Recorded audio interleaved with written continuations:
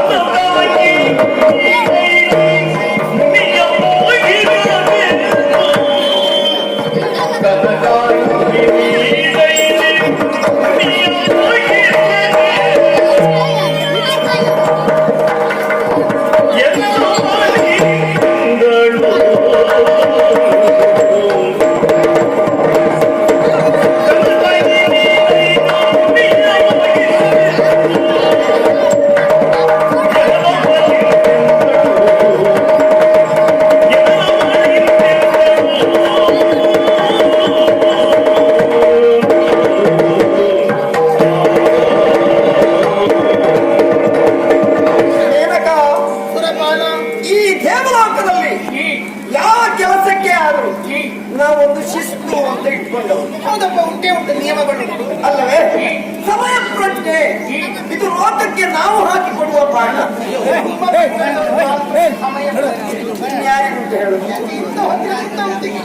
ಇವತ್ತಿಗೆ ನಿನ್ನ ಸಮಯ ಮುಗಿದು ಹೋಗಿದೆ. ಹೌದಪ್ಪ, ಕಲಾಪಗಳು ಮುಗಿದಿದೆ. ನೀನು ನಿನ್ನ ಅಂತಃಪುರವನ್ನು ಸೇರಿಕೊಂಡಿದ್ದೀಯ. ಆದರೂ ಮತ್ತೆ ನಿನ್ನನ್ನು ಬರ ಹೇಳಿದೆ. ಯಾಕೆ? ಉದ್ದೇಶವೇನು? ದೇವಲೋಕದ ಪರಿಸ್ಥಿತಿ ಚೆನ್ನಾಗಿಲ್ಲ ಮೇನಕ. ಏನಾಗಿದೆ ಸ್ವಾಮಿ? ನೋಡು, ದೇವಲೋಕದಲ್ಲಿ ಗೊಬ್ಬೆ ಹಾಹಾಕಾರ ಎಲ್ಲ ಗಜಬಗಿಸ್ತಾ ಇದ್ದಾರೆ ಅವರವರಷ್ಟಕ್ಕೆ. ಕಾರಣ ಏನು? ಒಂದು ಜಾತಿ ಹುರಿ. ಹೌದೌದು, ಹುರಿ ಜ್ವಾಲೆ. ಸಮಶೀತೋಷ್ಣವಾದಂತ ವಾತಾವರಣ ಇತ್ತು ನಮ್ಮಲ್ಲಿ. ಹೌದು, ಹಾಗಾದ್ರೆ ನಮ್ಮಲ್ಲಿಯೂ ಉರುಬೆ. ಈಗ ಹೇಗೆ ಮಳೆಯೋ ಬೆಳೆಯೋ ಸೆಕೆಯೋ ಚಳಿಯೋ ಇದನ್ನು ಕೊಡುವವರು ನಾವೇ. ಋತುಮಾನಗಳಿಗೆ ಅನುಕೂಲವಾಗಿ ಅದೆಲ್ಲ ಬೇಕಾದುದೇ. ಹಾಗಂತ ಈ ದೇವಲೋಕದಲ್ಲೇ ನೋಡು, ಒಂದು ಜಾತಿಯ ಉರಿ. ರೋಗ ಉರಿಯಿಂದಲೇ ಪ್ರಾರಂಭ ಆಗುವುದು. ಹಾಹಾಕಾರ ದೇವತೆಗಳಿಗೆ. ಕಾರಣ ಏನೆಂದು ತಿಳಿಯ ಹೊರಟ್ರೆ ಏನಂತೆ? ಗಾದಿಗಳಾದಂತಹ ಕೌಶಿಕರು ಬ್ರಹ್ಮರುಚಿಯಾಗಬೇಕೆಂಬ ಉದ್ದೇಶದಿಂದ ಸಮಗ್ರವಾದ ತಪವನ್ನಾಚರಿಸುತ್ತಾ ಇದ್ದಾನೆ. ಘೋರ ತಪಸ್ಸು. ಸರಿ ಸರಿ. ಅವನ ತಪಜ್ವಾಲೆ ಎನ್ನುವುದು ನಮ್ಮಿ ದೇವಲೋಕದವರೆಗೆ ತಪ್ಪಿದೆ. ಹೌದೇನು? ಇನ್ನೂ ಅವನ ತಪವನ್ನು ಆಚರಿಸ್ತಾ ಇದ್ರೆ ದೇವಲೋಕವು ಸುಟ್ಟು ಹೋಗುವುದರಲ್ಲಿ ಅನುಮಾನವೇ ಇಲ್ಲ. ಸರಿ ಏನಕ? ಆದ್ದರಿಂದ ಆ ಕೌಶಿಕ ಮುನಿಯು ತಪವನ್ನು ಬಿಡಬೇಕಾದ್ರೆ ನೀನು ಭೂಲೋಕಕ್ಕೆ ಹೋಗಬೇಕು. ಮಾತ್ರ ಅಲ್ಲ, ಅವ ತಪಸ್ಸನ್ನು ಆಚರಿಸುವುದರಿಂದಲಾಗಿ ಬಂದಂತ ಕೆಡುಕುಗಳು, ಅದರ ನಿವಾರಣೆಗೋಸ್ಕರವಾಗಿ ಅವನ ಬಳಿಗೆ ನಾನಾಯಿತು. ಹೋಗುವುದು ಮಾತ್ರ ಅಲ್ಲ, ಇದು ನನಗೆ ಯಾಕೆ ಅನ್ನೋದೇ ಅರ್ಥ ಆಗಲಿಲ್ಲ. ಅವನನ್ನ ತಪಸ್ಸಿನಿಂದ ವಿಮುಖನಾಗುವಂತೆ ನೀನು ಮಾಡಬೇಕು. ಅವನ ತಪೋಭಂಗ ನೀನು ಮಾಡಬೇಕು. ಯಾರು? ನೀನು. ನಿಮ್ಮ ಮಾತನ್ನು ಪಾಲಿಸಬೇಕಾದವಳು ನಾನು. ಇದ್ರು ಮಾತಾಡುವವಳು ಅಲ್ಲ, ಇದ್ರು ವಾದಿಸುವವಳು ಅಲ್ಲ. ಯಾಕಂದ್ರೆ ಮೂರು ಲೋಕದ ಅಧ್ಯಕ್ಷ ದೇವೇಂದ್ರ.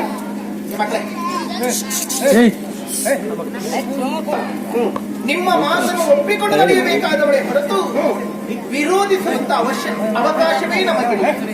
ಆದರೆ ಸ್ವಾಮಿಯೇ, ಮನಸ್ಸಿನ ಅನಿಸಿಕೆ ನಾನು ಹೇಳಿಕೊಳ್ಳಲೇ. ಸರಿತಾನೇ? ಸುಜನಿತ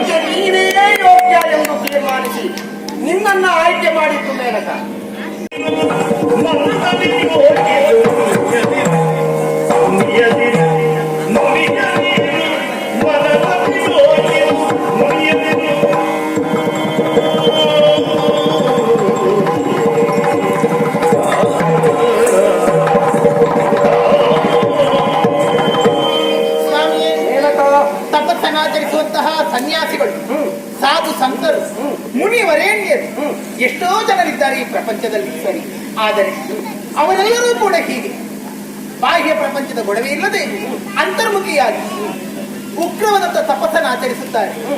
ಮುನಿಗಳೆಂದರೇನು? ರಾಕ್ಷಸರೂ ತಪಸ್ಸನ್ನು ಆಚರಿಸುವವರಿದ್ದಾರೆ, ಮನುಜರೂ ತಪಸ್ಸನ್ನು ಆಚರಿಸುವವರಿದ್ದಾರೆ, ದೇವತೆಗಳಂತಹ ನಾವು ತಪಸ್ಸನ್ನು ಆಚರಿಸಿದವರೇ ಇದ್ದೇವೆ. ಆದರೆ ಉಳಿದವರಿಗಿಂತ ಇವನು ಭಿನ್ನನೇಕೆ? ಅಬ್ಬಾ, ವನರುಹಬವಗೆಣೆಯಬಹುದು.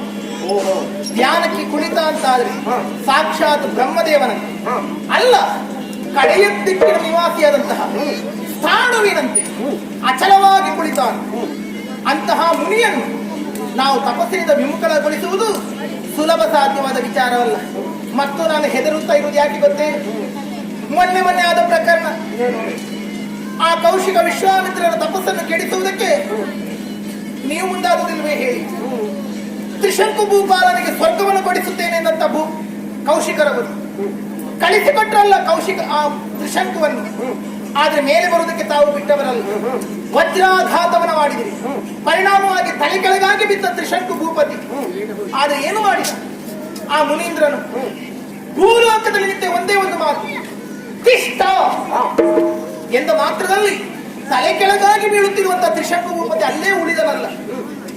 ಸ್ವಾಮಿ, ಸ್ವರ್ಗ ಸಿಗುತ್ತಾ ಇಲ್ಲ, ದೇವತೆಗಳು ನನ್ನನ್ನು ದೂಡಿದರು ಎಂದ ಆ ಕ್ಷಣದಲ್ಲಿ ಪ್ರತಿ ಸ್ವರ್ಗವನ್ನು ನಿರ್ಮಾಣ ಮಾಡಿದನಲ್ಲ. ಹೌದು, ತ್ರಿಶಂಕು ಸ್ವರ್ಗ ಅಂತ ಒಂದು ಉಂಟು. ಅಲ್ಲಿಗೆ ಅವನೇ ಇಂದ್ರನಾಗಿದ್ದಾನೆ. ನಮ್ಮಂತ ಅಪ್ಸರಸ್ತ್ರೀಯರ ಗಡಣವೂ ಅಲ್ಲಿ ಉಂಟು. ಹಾಗಾದ್ರೆ ಪ್ರತಿ ಸ್ವರ್ಗ ಮಾಡುವಂತಹ ನೈಪುಣ್ಯತೆ ಉಂಟು ಎನ್ನುವುದಕ್ಕಿಂತಲೂ ನಿಮ್ಮನ್ನೇ ವಿರೋಧಿಸುವ ಎದೆಗಾರಿಕೆ ಉಂಟು. ಯಜಮಾನನನ್ನೇ ವಿರೋಧಿಸುವಂತಹ ಯೋಗ್ಯತೆ ಇರುವವನಲ್ಲಿ ಈ ಕೆಲಸದವರೆಲ್ಲ ಹೋಗಿ ನಾನು ಹಾಗೆ ಮಾಡ್ತೇನೆ, ಹೀಗೆ ಮಾಡ್ತೇನೆ, ತಮ್ಮಯ್ಯ ಇದಾಗ್ಲಿಕ್ಕಿಲ್ಲ. ಅಲ್ಲ ಬೇಸರ ಮಾಡಬೇಡಿ, ನೀವು ಸಿಟ್ಟು ಮಾಡಬೇಡಿ. ಬೇರೆ ಯಾರನ್ನಾದ್ರೂ ಕಳಿಸಿಕೊಟ್ರೆ ಬೇಕಾದ್ರೆ ಈ ಉರಿ ತಡ್ಕೊಳ್ತೇನೆ. ತಮ್ಮಯ್ಯ ಇದಾಗ್ಲಿಕ್ಕಿಲ್ಲ, ನಾನು ಇದಾಗ್ಲಿಕ್ಕಿಲ್ಲ.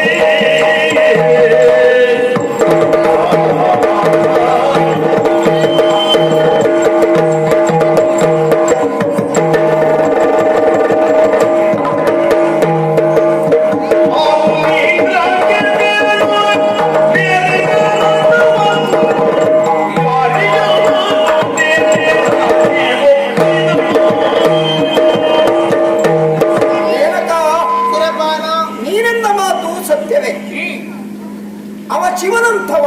ಹೌದಪ್ಪ. ಈ ಹಿಂದೆ ಶಿವನಿಗೂ ನಾವು ತೊಂದರೆ ಕೊಟ್ಟದ್ದಿಲ್ವಾ? ಉಂಟಪ್ಪ, ತಪಸ್ಸು ಕೆಡಿಸಿದೆ ಅಲ್ವಾ? ಪ್ರತ್ಯಕ್ಷ ಶಿವನನ್ನೇ ನಾವು ಹೋಗಿ ತಪ್ಪಿದ್ದೇವೆ ಮುಟ್ಟಿದ್ದೇವೆ ಅಂತಾದ್ರೆ ಇವನನ್ನು ಮುಟ್ಟುವಲ್ಲಿ ಹೆದರಿಕೆ ಆಗ ಒಂದುಂಟು. ಭೂಲೋಕದವರೇ ಆಡಿಕೊಳ್ತಾರೆ, ಏನು ಹರಮುನಿದರು ಗುರು ಕಾವ. ಹೌದಲ್ಲ? ಹಾಗಾದ್ರೆ ವಿಶ್ವಗುರುವಾಗುವುದಕ್ಕೆ ಹೊರಟವನವರಿದ್ದಾರೆ. ಹರನನ್ನಾದ್ರೂ ನಾವು ಕೆಡಿಸಬಹುದು, ಬಿಡಿಸಬಹುದು. ಈ ಗುರುವನ್ನು ಮಾತ್ರ ಸಾಧ್ಯ. ಮೇನಕ, ದೇವತೆಗಳಾದ ನಮ್ಮ ಕೆಲಸ ಏನು? ಲೋಕದ ಹಿತದೃಷ್ಟಿಯನ್ನ ಕಾಪಾಡು. ಅಲ್ಲ, ಅದಕ್ಕೆ ಬೇರೆ ಯಾರನ್ನಾದ್ರೂ ಕಳಿಸಿಕೊಟ್ಟು ಒಳ್ಳೆಯದು ಇದ್ದಾರೆ. ನಮ್ಮಲ್ಲಿ ಚಂಚಂದವರೆಲ್ಲ ಇದ್ದಾರೆ. ಇದ್ದಾರಪ್ಪ.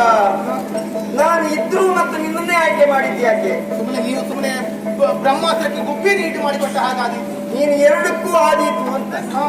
ಆ ಕಡೆಗೂ ಆದೀತು, ಈ ಲಯಕ್ಕೂ ಆದೀತು, ಆ ಲಯಕ್ಕೂ ಆದೀತು ಅಂತಲೇ ನಿನ್ನನ್ನು ಆಯ್ಕೆ ಮಾಡಿದ್ದು. ನನ್ನದು ಪೂರ್ಣ ಲಯ ಆಗಿ ಹೋದ ಕಡೆಗೆ ಬೇರೆ ಯಾರಾದ್ರೂ ಹಾಗಾದೀತು. ನಿನ್ನಲ್ಲಿರುವುದೆಲ್ಲ ಪೂರ್ಣ ಲಯವಾದರು ನೀನು ನಿನ್ನದೇ ಆದ ಹೊಸ ಒಂದು ಲಯವನ್ನು ಹುಟ್ಟಿಸಬಲ್ಲೆ ಎನ್ನುವ ವಿಶ್ವಾಸ ನಾನು. ನಿಮ್ಮ ವಿಶ್ವಾಸ ದೊಡ್ಡದು ಸ್ವಾಮಿ. ಆದ್ರೆ ಆ ಮುನೀಂದ್ರ ಭಯಂಕರ ಇದ್ದಾನೆ ಅವನು. ನೀನು ಹೆದರುವುದು ಬೇಡ. ನೀನು ಒಬ್ಬರೇ ಹೋಗ್ಬೇಕಲ್ಲ, ಏನು ತೊಂದರೆ ಆದೀತು ಅಂತ ತಲೆ ಕೆಡಿಸಿಕೊಳ್ಳುವುದು ಬೇಡ. ಈಗ ನೀವು ನನ್ನೊಟ್ಟಿಗೆ ಇರ್ತೀರಾ? ನಾನು ಮಾತ್ರ ಅಲ್ಲ. ಒಂದು ಕೆಲಸ ಮಾಡೋದು, ನೀವು ಮುಂದೆ ನಿಂತುಕೊಳ್ಳಿ, ನಾನು ಹಿಂದೆ ನಿರ್ಧಾರ ಮಾಡ್ತೇನೆ. ಯಾವಾಗಲೂ ಯಜಮಾನ ಕಳಿಸುವುದು. ಹೆದರಿಕೆ ಉಂಟು ಅವರ ಹೆದರಿಕೆ ಇಲ್ಲದೆ ಅದು ಅವರ ಶಕ್ತಿ ಅವರು ಕಂಡದ್ದಾಗಿ ಆದ್ರೆ ಏನು ಲೋಕ ಕಲ್ಯಾಣಕ್ಕೋಸ್ಕರವಾಗಿ ನಾವಿದನ್ನು ಮಾಡಲೇಬೇಕು ಅಂತಾದ್ರೆ ಮಾಡೋಣ. ಈಗ ನಿಮ್ಮಲ್ಲಿ ಒಂದು ಪ್ರಶ್ನಿಸ್ತಾ ಇರುವುದಲ್ಲ, ನನ್ನ ಸಂದೇಹ ನಾನು ಕೇಳ್ತಾ ಇರುವುದು ಏನು, ನಾನೀಗ ಆ ಮುನಿಗಳ ಕೌಶಿಕ ಮುನಿಗಳ ತಪಸ್ಸನ್ನು ಕೆಡಿಸಬೇಕಾ ಬಿಡಿಸಬೇಕಾ? ಆ ಮುನಿಗಳ ತಪಸ್ಸನ್ನು ಬಿಡಿಸಬೇಕಾ? ತಪಸ್ಸಿನನ್ನು ಬಿಡಿಸುವುದು ಅಥವಾ ತಪಸ್ಸನ್ನು ಕೆಡಿಸುವುದು? ಎಂತ ಮಾಡ್ಬೇಕು ನಾವು? ನೀನು ತಪಸ್ಸು ಕೆಡಿಸಿದ್ರೆ ಸಾಕು, ಬಿಡಿಸಬೇಕು ಅಂತ ನಾನು ಹೇಳುದು. ಆದ್ರೆ ಕೆಡಿಸಲಿಕ್ಕೆ ನಾನು ಖಂಡಿತ ಕೆಡಿಸಿಯೇನು. ನನ್ನ ನಾವು ಒಮ್ಮೆ ಅರೆ ಕಣ್ಣಿನಿಂದ ನೋಡಿದ್ರೆ ನಾನು ಬಿಡಿ ಕಣ್ಣಿನಿಂದ ನೋಡಿ ಅವನನ್ನು ಕೆಡಿಸಿಯೇನು. ಕೆಡಿಸಬೇಕು ಅಂತ ನೀವು ಬಿಡಿಸಿ ಕೊಡ್ಬೇಕು. ಅವ ಕಣ್ಣು ಬಿಚ್ಚದೆ ಇದ್ರೆ ಮತ್ತೆ ನಾನು ಎಷ್ಟು ಮಾಡಿದ ಪ್ರಯೋಜನ ಇಲ್ಲ. ನೀನ್ ಎಷ್ಟು ಚಂದ ಇದ್ರು ಅವ ನೋಡಿದ್ರೆ ಮಾತ್ರ ಅಲ್ವಾ ಅವನ ಕಣ್ಣಿಗೆ ಸವಿ ಸಿಗ್ಬೋದು ಅಲ್ವಾ? ಈಗ ಇಂದ್ರಿಯಗಳನ್ನೇ ಒಳಗೆ ಹಾಕೊಂಡಿದ್ದಾನೆ, ಅವನಿಗೆ ವಾಸನೆ ಬರುವುದಿಲ್ಲ, ಕಣ್ಣು ಕಾಣಿಸದ ಹಾಗಿದ್ದಾನೆ, ಶಬ್ದ ಕೇಳಿಸುವುದಿಲ್ಲ, ಸ್ಪರ್ಶ ಜ್ಞಾನವಿಲ್ಲ ಅಂತವನು ಬಹಿರ್ಮುಖನಾಗಿ ಅಂದ್ರೆ ಅವನು ತಪಸ್ಸನ್ನು ಬಿಡುವ ಹಾಗೆ ಮಾಡಿ ಕೆಡಿಸುವುದಕ್ಕೆ ನಾ ಕೆಡಿಸು. ನಮ್ಮಲ್ಲಿ ಅದಕ್ಕೂ ಜನ ಇದ್ದಾರೆ. ಈಗಲ್ಲ, ಈ ಹಿಂದೆ ಅವನನ್ನು ನಾವು ಬಳಸಿಕೊಂಡಿದ್ದೇವೆ. ಯಾರು? ಮಾರ. ಓ, ಮನ್ಮಥನು. ಹೌದು, ಮನ್ಮಥ.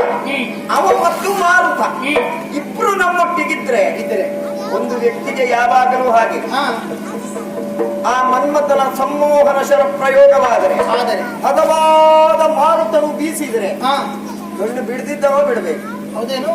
ಅಷ್ಟು ಮಾಡಿಕೊಡ್ತೇನೆ. ನೀವು ಅಷ್ಟು ಬೆಂಬಲ ಕೊಡ್ತೀರಿ ಅಂತ ನಾ ಮಾಡ್ತೀನಿ, ಅದು ಒಪ್ಪಳಿಕಾಗ್ಲಿಕ್ಕಿಲ್ಲ. ಎಲ್ಲ ಸೇರಿದ ಏನಾದ್ರು ಮಾಡಿ. ನಿನಗೆ ಜನ ಬೇಕು ಅಂತಲ್ವಾ? ಹಾ. ವ್ಯವಸ್ಥೆ ನಾನು ಮಾಡ್ತೇನೆ. ಹಾ. ನನ್ನೊಟ್ಟಿಗೆ ಬಾ. ಹೋಗೋಣ ಹೋಗೋಣ.